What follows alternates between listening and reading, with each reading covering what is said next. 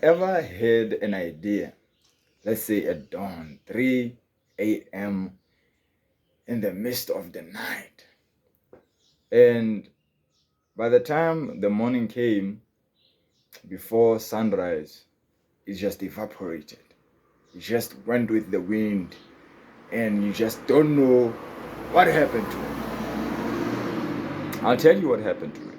There's something called psychological timelines that we usually give ourselves. We actually give it to the goals. When a goal hits your brain, we usually don't want to start effective immediately. We give it a psychological timeline. In trading, there is something called psychological levels, right? So you see people with their lines there if you have ever seen a chart of trading. And then when you look at the numbers on the far right, I think is it, you'll see that those numbers are oftentimes even numbers or whole numbers. Like, it's like 4,500, like 6,000, like 6,020. It's numbers that are easy for the mind to comprehend. The same thing can be said with when we talk about investment. I need initial capital of a certain amount. We don't usually hear people say, I want an initial amount of 13,501 cents. It's usually, no, if I can get 50,000, if I can get 2,500, if I can get, those are psychological numbers, right? They are easy for the mind to comprehend. And the same thing applies here too. We usually would have these ideas hit us at whatever time. It will be just a random day, random time, and then it's just fresh out of the box and amazing. And then we are like, you know what? This is a very good idea, man. I will start this idea at 8 a.m. Right there. That is a psychological time frame. I will start this on Monday. Let's say you have it on Thursday or Tuesday or whatever the case may be. You're like, you know what? The week has already gone. I would start on Monday. It could be something that is not even what is this? An ambition of sorts. It could be as simple as exercise. Like, instead of starting right there on Saturday, you're like, no, you know what? I start with the week appropriately. On Monday morning, it's me and that gym. Psychological time frame. I'm like, you know what? I have to think about this thing a little bit longer. I'll start with the next month. Today is the 17th already. I can't just start on the 17th, I can't start writing this book at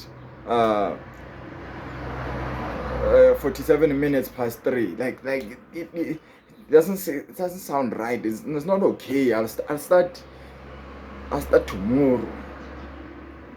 Now, those are psychological. They are easy numbers for the brain to comprehend. But then the problem with that is that when you give your brain time to breathe, when you give between the time of executing the goal and the time you are conceiving the goal, it will build up resistance. The brain is a consequence of evolution, right? And it functions exactly like how nature functions. And as I mentioned before, nature hates something that stagnates. So what you create effectively by waiting for a psychological time frame to hit is you are giving your goal, your ambition, some stagnation. And the brain, just like nature would, once you put something just there and you don't do anything about it, attack. Effective immediately. Chaos ensues. Your brain functions the same. Once you put something in it and then you don't do anything, and like you package it in a nice wrapped round gift package, and then you put it around the corner, then I'll attend to that on Monday. From Tuesday to next Monday, best believe there will be a mountain of resistance against that thing. That's how we have lost all our. How many of us have had these business plans? Ooh, I have this business. Ooh, boy, this is amazing. And then it's gone. By the time we're supposed to actually do it, now we have so many doubts. This, I can't do it anymore. I'm just overwhelmed with so much resistance I have to deal with first before I can get to that. And when you conceived it, it was such a nice idea. Oh my God, it was such an idea. What happened to it? That's what happened to it. You gave it too much time. It built too much resistance for you to be able to fight against it by the time it arrived. So avoid the psychological levels. When you have conceive an idea, make it as short as possible. Don't give your brain time to breathe. Execute it as soon as you can possibly afford to. Actually, sometimes you have to force yourself. Just jump in it, like head first, and then you find yourself inside. You'll figure it out. Good thing about the brain is it can work for you with the same mechanisms it uses to work against you. Because it seeks survival so bad, once you put your head inside, it will now want to survive if it sees the only way to get out of this clean and good is if I complete this task. Then now, the survival mechanisms it usually uses to stop you from doing things, it uses to get you out of things. And the only way you get out of this is if you complete that task, and then it is gonna formulate everything to get you there. So try by all means to shorten, even if sometimes it's not even shorten, it's like immediate. You think it, you do it right now. So that there is no resistance. You can start writing the book at 12:42. You can.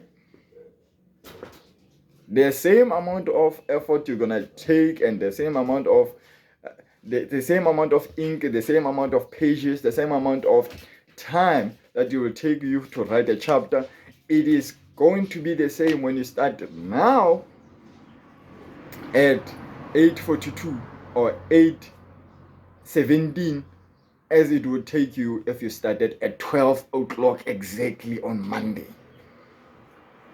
There's no need. There's nothing special about 2 o'clock, man. There's nothing special about, no, let's make it at exactly 1:30. No, start at 23 minutes past. Start then. The things that you were gonna discuss, you were gonna be discussed the same way if you started then as you would if you started at 8 o'clock. If you started on Monday, it's Wednesday. Do it right there on Wednesday. There's no need for you to start at any psychological time frame that is, nice and, symmetrical and all. Start now. And then these other things of perfect timing will come as you already see your motion. Because only motion gets rewarded. Stagnation gets destroyed. So, as is always the case, God gave you permission to be here. Make it good. Make it better.